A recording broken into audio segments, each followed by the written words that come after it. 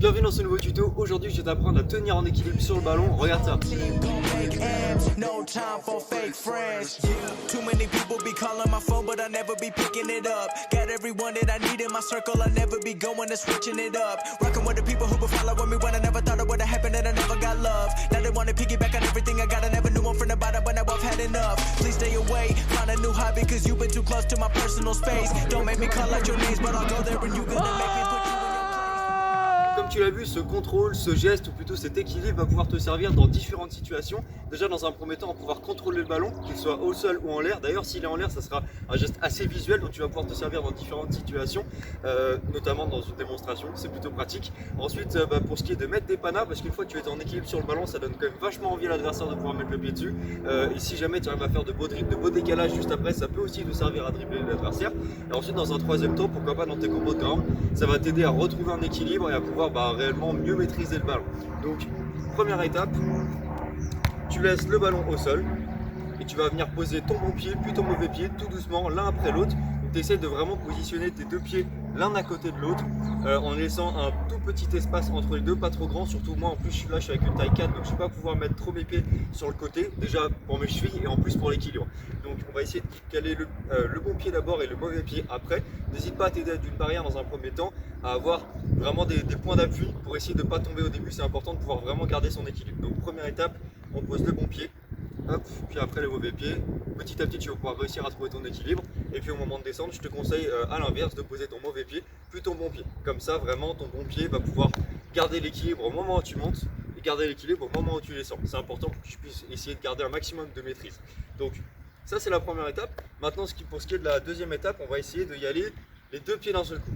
Alors là je mets un gros disclaimer parce que forcément on commence à rentrer dans des gestes un petit peu compliqués qui peuvent entraîner des chutes. Donc si tu veux éviter un maximum les chutes, mets tes deux pieds écartés autour du ballon et resserre-les. Je vais t'expliquer pourquoi. Admettons que je ne connaisse pas cette technique là et que j'y vais directement les deux pieds joints. Donc à peu près comme ça.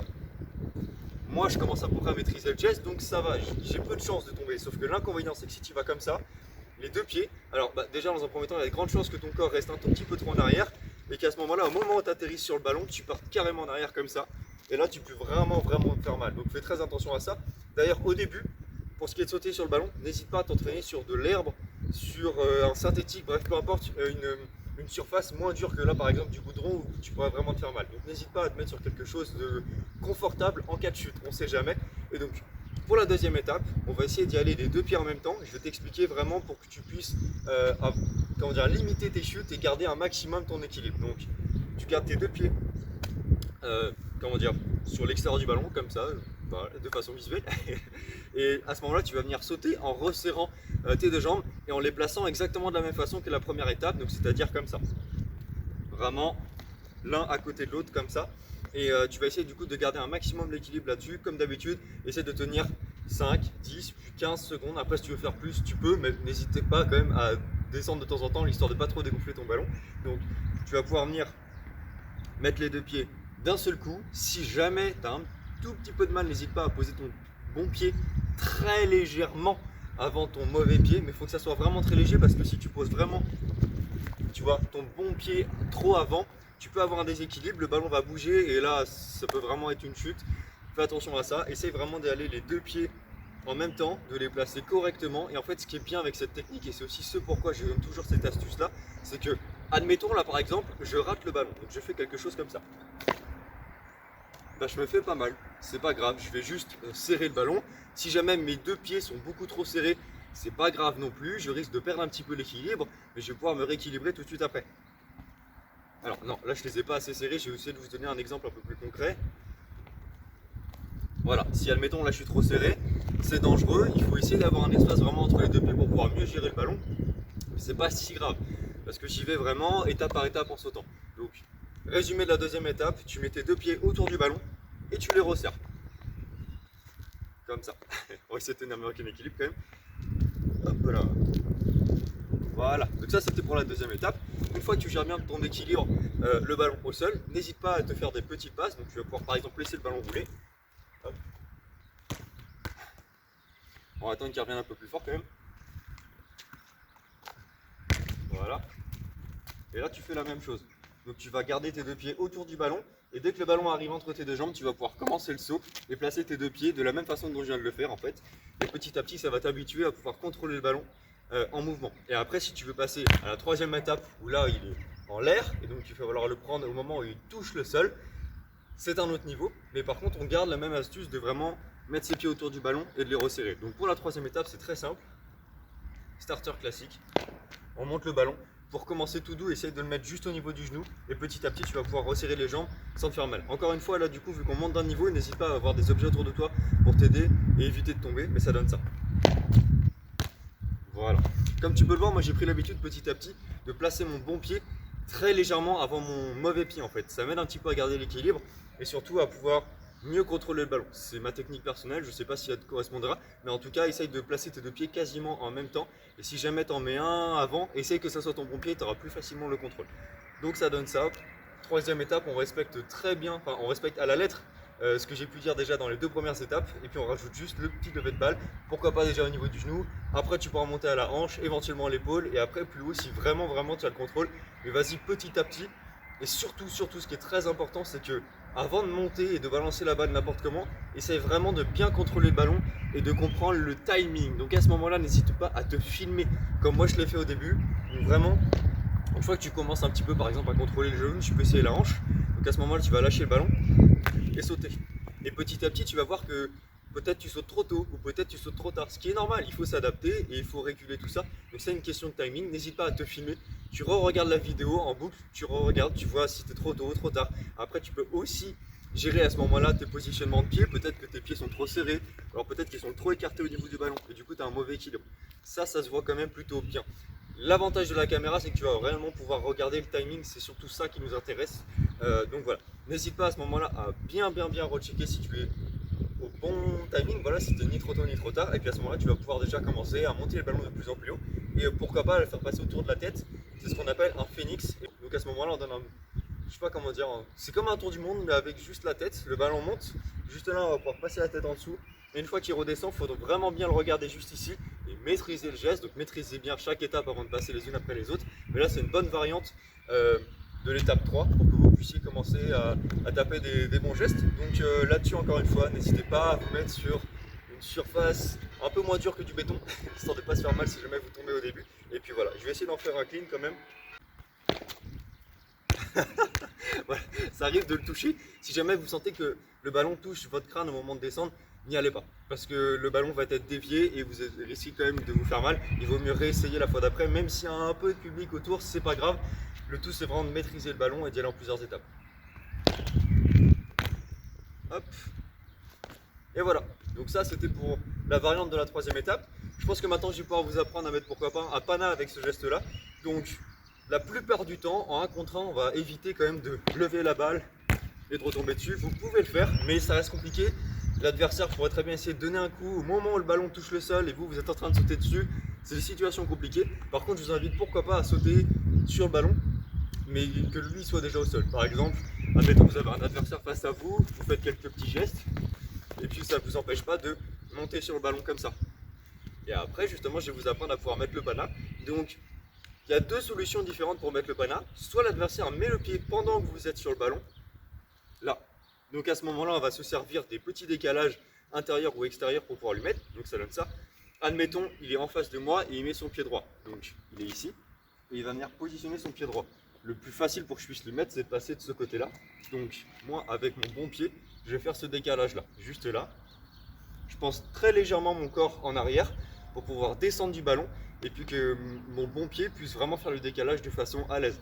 Si je reste là, ça va être un peu plus compliqué au moment de bouger le ballon, alors que si je penche mon corps en arrière, ça sera un petit peu plus simple.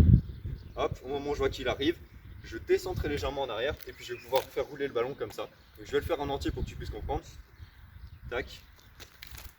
Et voilà, donc ça c'est le pana de base. Après tu peux très bien faire exactement la même chose dans l'autre sens comme ça. Je vais te montrer ça. Hop. Donc la même chose dans l'autre sens, ça donne ça. Voilà. Admettons, il met son pied gauche. Donc là il est face à moi. Il est gaucher, il met ce pied là. Le plus simple pour moi c'est pas de faire le tour par ici, mais c'est vraiment de pouvoir la mettre là, ici de face à lui en fait. Donc à ce moment là je vais pouvoir avec mon pied droit la décaler comme ça. Ou alors si tu es à l'aise aussi avec ton mauvais pied, pourquoi pas avec ton pied gauche, par exemple. Tac. On va le refaire quand même. Là, voilà, d'où l'important de bien se pencher en arrière. Sur la première essai, je me suis pas assez penché en arrière et j'ai galéré un peu à avancer le ballon. Donc ça dynamise mieux le pana. Si jamais tu te penches un petit peu en arrière, tu as beaucoup plus de facilité à aller la mettre entre ses jambes. Donc ça donne ça. Ça c'est le pana de base. C'est la façon la plus facile de lui mettre s'il met le pied pendant que tu es sur le ballon. Après, il y a aussi une autre technique qui est que l'adversaire n'ose pas forcément te remettre le pied sur le ballon. À ce moment-là, tu vas faire comme si tu lui donnais en fait. Ça donne ça.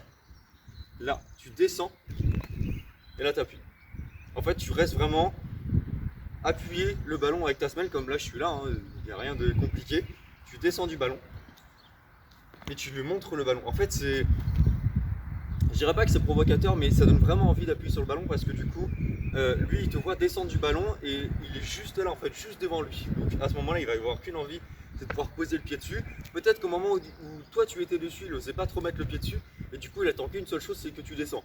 Et si au moment où tu descends, tu lui donnes le ballon quasiment, il va vraiment avoir envie de poser le pied dessus. Donc n'hésite pas quand tu descends du ballon et n'hésite pas quand il ne pose pas le pied sur le ballon alors que tu es dessus, à descendre.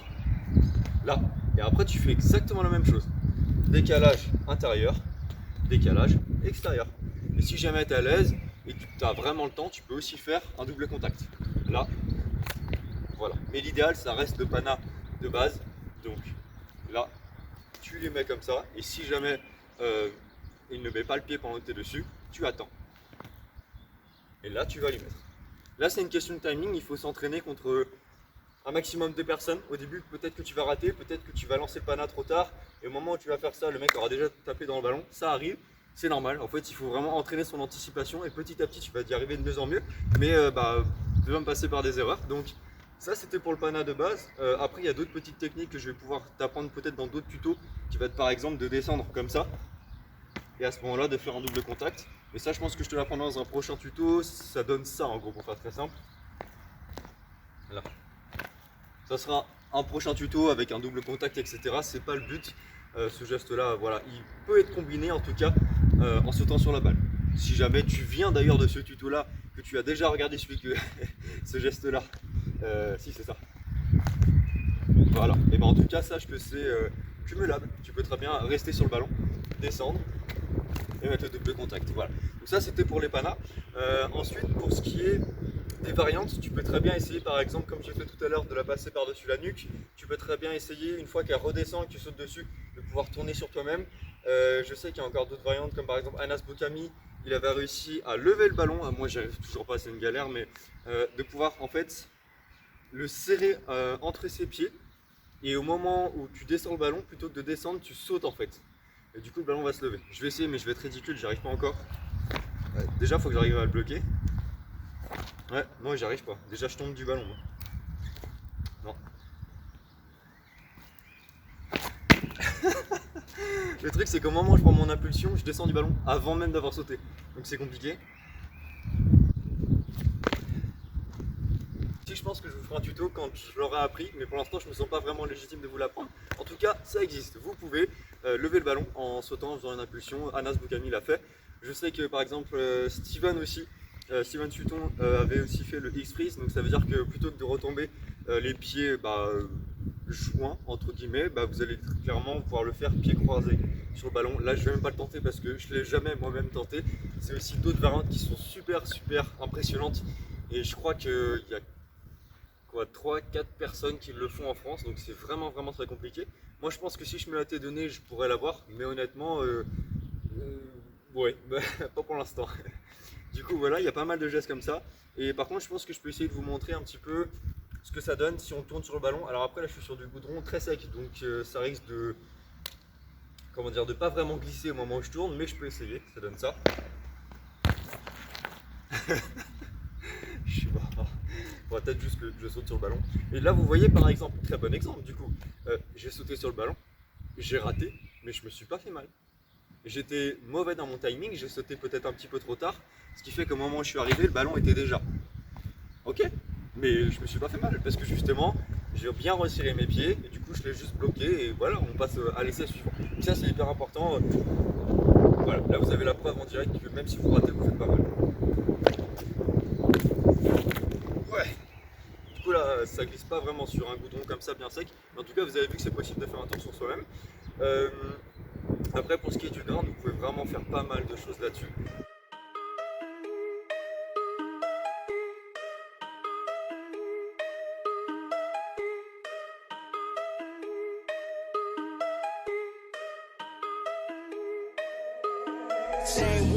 Day ones, no time for fake ones. Got me, I got you. All dreams they come true. Stay down till the end. Need me, I need them. Whole team gon' make M's. No time for fake friends.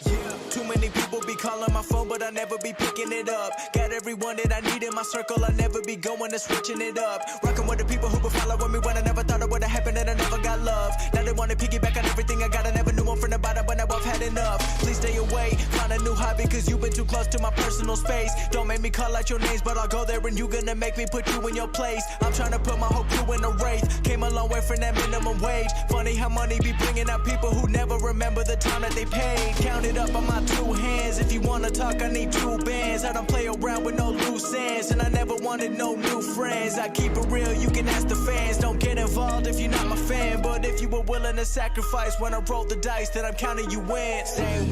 Day ones, no time for fake ones. Got me, I got you. All dreams they come true. Stay down till the end. Need me, I need them. Whole team gon' make M's. No time for fake friends. Ain't about money, it's about being loyal. Cause when I had nothing, they stayed on my soil. The grass might be greener on the other side, but not for the ones who left me out to dry. I can forget, but I never forget. Money is power, but care about respect. If you've been focused on credit or debit, then I'ma pay you a reality check. Some of the richest be feeling depressed. Material shit don't compare to the rest. I move around with my real ones, making memories worth millions. Goddamn, part of the plan. Do what I do when I do it for them. 7 a.m. and I'm going to bed. I can't let the competition get ahead. I've been going like I never got to run. I wanna stop it. I've been thinking about the people who be talking about they love it, and I know I gotta keep on winning. Never gonna give in to the negative energy, cause I gotta go and get it for the day ones, no time for fake ones. Got me, I got you. All dreams they come true. Stay down till the end. Need me, I need them. Whole team gon' make M's. No time for fake friends. Puis voilà, j'espère vous avoir appris ce geste-là, que vous puissiez maintenant mettre des panas, mettre d'autres gestes dans ce domaine-là. Et n'hésitez pas si vous avez des questions, si jamais vous avez vu que j'ai fait moi-même une erreur, n'hésitez pas aussi à me le dire. Si vous avez vos variantes, n'hésitez pas à me les envoyer, c'est hyper important. Comme ça, on partage tout. Et puis voilà, je vous souhaite un bon apprentissage. À la prochaine dans un autre tuto. Allez,